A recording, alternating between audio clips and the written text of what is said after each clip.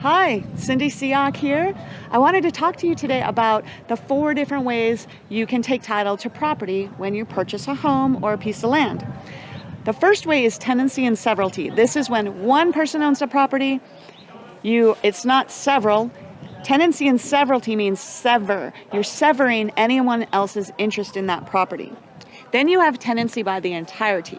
Tenancy by the entirety is when a married couple buys a property, they often take title this way. It protects the property in the sense that if one of the married couples gets sued, they cannot sue for the property because it's owned by the marriage and not by the two individuals. They also have a right to survivorship. So if one person passes, the other person owns the whole property. Other people can use tenancy by the entirety if they cannot legally marry each other. So a mother and son could own by tenants by the entirety. Also, brother and sister could own by tenants by the entirety.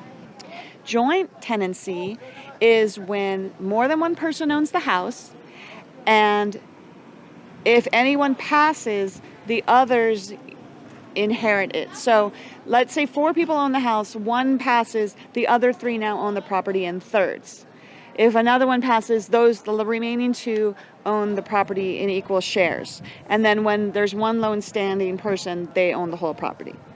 Tenancy in common is also owned by more than one person. So let's say 4 people own in tenancy in common. They can take equal shares, 25% each. They can take unequal shares where 10%, 10%, 10%, and the last person is 60% ownership. They can also leave their portion of ownership to a child or anyone that they want to leave that property to.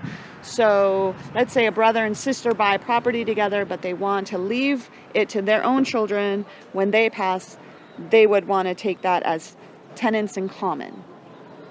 All of that would be explained in the escrow process, but if you have questions, I'm happy to talk to you, and you can reach out to me on any of the various ways listed below.